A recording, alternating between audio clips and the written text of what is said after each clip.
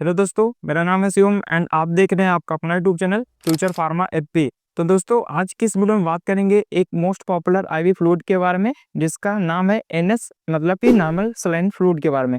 तो फ्रेंड्स, क्या है, आज इसके इस पर्टिकुलर वीडियो में हम बात करेंगे इसके अंदर कंपोजिशन क्या पाया जाता है, मतलब इसके अंदर पाया किया जाता है, इसका यूज कब कब किया जाता है, किस कंडीशन में यूज किया जाता है, एंड इसकी जो बॉटल्स आती हैं वो क्या 100 ml की आती है, 500 ml की आती है, 1000 ml की आती है। तो कौन सी बोतल पेशेंट को कब देना चाहिए एंड कौन सी कंडीशंस होती हैं जहाँ पे इसका यूज़ नहीं करना चाहिए, कितने रुपए की ये बॉटल आती है एंड कब इसका यूज़ नहीं कर सकते हैं। एंड आपने इसका सुना होगा कि जो हमारा एनएसआईवी फ्लूइड होता है, तो कई बार क्या होता है, जब हाई ब्लड प्रेशर वाले पेशेंट को उसको नहीं दिया जाता, तो उसके पीछे का रीज़न क्या होता है। तो इस प्रकार आज की इस वीडियो में डिस्कस करेंगे। तो क्या वीडियो आप लास्ट तक देखिएगा फ्रेंड्स, ताकि कोई भी पॉइंट या कोई भी इंफॉर्मेशन इस वीडियो के रिगार्डिंग आपसे मिस ना हो पाए। तो फ्रेंड्स, सबसे पहले हम बात करते हैं, वीडियो शुरू करते हैं, हम बात करते हैं एनएसआईवी फ्लूइड के बारे में। तो सबसे पहले बोतल की बात कर लेते हैं। कुछ इस प्रकार फ्रेंड्स, क्या आप देख सकते हैं 500 ml की ये बोतल होती है। एंड एनएस क्या है, इसका शॉर्ट फॉर्म होता है। फुल फॉर्म की बात करें फ्रेंड्स, तो क्या है, इसका नॉर्मल सलाइन इसका फुल फॉर्म होता है। अगर दोस्तों बात करें इसके अंदर कंपोजिशन की, क्या पाया जाता है, क्या मिला होता है, तो फ्रेंड्स इसके अंदर मेनली दो चीज़ पाई जाती है। पहला, इसमें डिस्टिल्ड वाटर पाया जाता है, इसके साथ साथ इसमें सोडियम क्लोराइड प्रेजेंट होता है। सोडियम क्लोराइड की अमाउंट की बात करें तो क्या 0.9% वेट बाय वॉल्यूम के अमाउंट में पाया जाता है। वेट बाय वॉल्यूम का मतलब क्या हुआ कि जो ये बॉटल होती है, इसके अंदर जो फ्लूइड होता है, उसके प्रत्येक 100 ml में 0.9 ग्राम क्या है कि हमारा सोडियम क्लोराइड उसके अंदर प्रेजेंट होता है। तो आपने ये जान लिया कि इसके अंदर कंपोजिशन क्या पाया जाता है। अगर बात करें इसकी वॉल्यूम की या बॉटल की डिफरेंट डिफरेंट वॉल्यूम की, तो बेसिकली क्या है, 100 ml की भी एनएस आपको मार्केट में मिल जाती है, 500 ml की भी मिल जाती है, एंड 1000 ml की भी मिल जाती है। वो अलग अलग इनका यूज होता है पेशेंट की कंडीशन पे, उसकी एज के हिसाब से। अगर बच्चा है तो उसको 100 ml का दिया जाता है, और अगर उससे अडल्ट है तो क्या उसको 500 ml की दिया जाता है। उसके बाद अलग अलग कंडीशन में अलग अलग बोतल का जो अमाउंट है वो पेशेंट को दिया जाता है। तो ये बात होगी बेसिक एनएस के बारे में। अब हम बात कर लेते हैं फ्रेंड्स इसके यूज के बारे में, कि जो हमारा एनएस की बोतल होती है,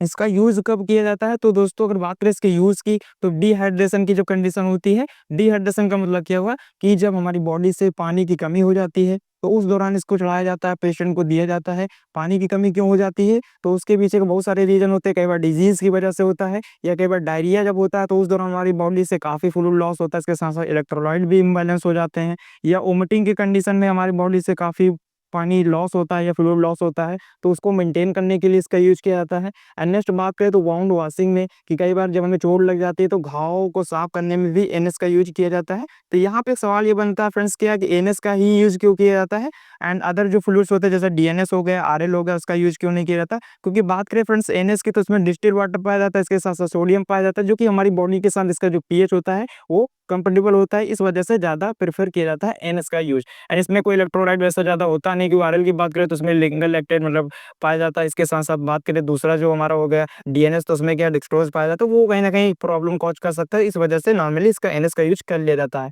नेक्स्ट बात करें तो हमारी बॉडी में कई बार वाटर मेंटेन करने के लिए, वाटर बैलेंस को मेंटेन करने के लिए उसका यूज़ किया जाता है, तब इसका यूज़ कर लिया जाता है। या कई बार जब पेशेंट क्या है, कहीं पे धूप में ज़्यादा काम कर लेता है, तो वहाँ से बॉडी काफ़ी स्वेट की तरह लॉस हो जाता है, पसीना, तो उस दौरान उस चीज़ को भी मेंटेन करने के लिए एनएसआईवी फ्लूइड का यूज़ किया जाता है। तो एंड कई बार क्या होता है कि बहुत सारे इंजेक्शंस होते हैं, जैसे पैरासिटामॉल का इंजेक्शन आपने देखा होगा, काफ़ी थिक होता है, तो उसमें ही उसको डाइल्यूट करके पेशेंट को दिया जाता है, ताकि वहाँ पे प्रॉब्लम ना हो पेशेंट को। एंड बहुत सारे अलग इंजेक्शंस आते हैं, जैसे कि पाउडर फॉर्म में अवेलेबल होते हैं, जैसे स्किन पे आप देख सकते हैं। ये कुछ इंजेक्शंस होते हैं, क्या पाउडर फॉर्म में अवेलेबल होते हैं, तो इनको क्या एनएस फ्लूइड में डाइल्यूट करके पेशेंट को दिया जाता है। एंड अदर यूज़ की बात करें तो कई बार एनएस की बॉटल में बहुत सारे इंजेक्शंस आते हैं, जिनको डाल के पेशेंट को दिया जाता है। तो ये बहुत सारे यूजेस होते हैं, 99% केसेस में एनएस ही चढ़ाया जाता है। तो ये सारे यूज़ की बात मैंने यहाँ पे कर ली है। कर लेते हैं इसकी डोज़ की, कि कितनी डोज़ देनी चाहिए, कितनी 24 घंटे में हम चढ़ा सकते हैं। तो वो फिर सारी चीज़ें डिपेंड करती हैं पेशेंट की कंडीशन पे, एज पे, क्या है कि पेशेंट मतलब अडल्ट है या बच्चा है, तो वो सारी चीज़ें वेरिएशन वहाँ पे होता रहता है। बट बात करें इसकी नॉर्मल डोज़ की, कि 24 हावर्स में हम कितना दे सकते हैं, तो क्या 2000 से 3000 ml के बीच में बेसिकली इसको पेशेंट को दिया जा सकता है। ये तो बात हो गई इसकी डोज़ की। एंड अदर कंडीशन में इसका जो डोज़ है वो वेरिएट कर सकता है, बट नॉर्मली जो है 24 आवर में आप क्या है 2000 से 3000 ml के बीच में पेशेंट को दिया जा सकता है। बस बात करें इसके कंट्राइंडिकेशन की तो क्या है, ये प्रेगनेंसी के दौरान भी दिया जा सकता है।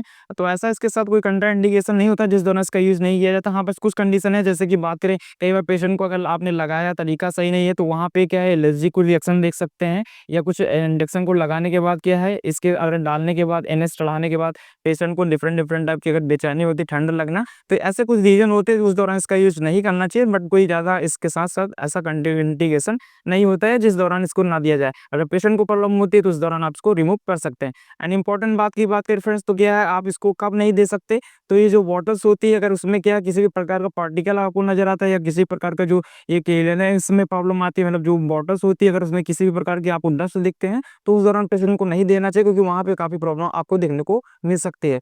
नेक्स्ट फ्रेंड्स इंपॉर्टेंट पॉइंट, ये एनएस फ्लूइड चढ़ाने के बाद आपको ध्यान में रखना चाहिए कि अगर कोई भी ऐसा पेशेंट है जिसका ब्लड प्रेशर की प्रॉब्लम है, या ब्लड प्रेशर बहुत ज़्यादा बढ़ जाता है, तो उसको एनएस नहीं दिया जाता। समझते हैं इसके पीछे का रीज़न क्या होता है। तो फ्रेंड्स, एनएस उस वजह से नहीं दिया जाता क्योंकि इसके अंदर सोडियम क्लोराइड पाया जाता है। सोडियम क्लोराइड के अंदर सोडियम आयंस पाए जाते हैं। सोडियम आयंस क्या करते हैं कि हमारी बॉडी में जो फ्लूइड होता है उसको स्टोर करने लगते हैं, मतलब कि हमारे वाटर को अब्जॉर्ब करके हमारी ब्लड वेसल में पहुंचा देते हैं। तो ब्लड वेसल में वॉल्यूम बढ़ जाता है हमारे ब्लड का, तो जिसकी वजह से आर्टरी पे प्रेशर ज़्यादा पड़ने लगता है। तो कहीं न कहीं जब हमारी ब्लड का वॉल्यूम बढ़ेगा, तो ब्लड का वॉल्यूम बढ़ेगा तो आर्टरी पे प्रेशर आएगा, तो इसकी वजह से प्रेशर और बढ़ने लगता है। तो इस वजह से ब्लड प्रेशर वाले मरीज को इसको नहीं दिया जाता। ये कॉमन रीज़न होता है। एंड मुझे उम्मीद है दोस्तों, आज की इस वीडियो द्वारा आपको एनएस आईवी फ्लूइड की संपूर्ण जानकारी मिली होगी। तो मुझे उम्मीद है ये वीडियो आपको काफ़ी हेल्पफुल रही होगी। ऐसी इंटरेस्टिंग एंड कॉन्सेप्ट वाली वीडियो देखने के लिए हमारे चैनल को भी सब्सक्राइब कर सकते हैं। एंड बहुत सारी वीडियो मेडिसिन से रिलेटेड, हेल्थ से जुड़ी हमारे चैनल पर भी पड़ी हैं, आप जाके उनको भी देख सकते हैं। Thank you so much watching this video.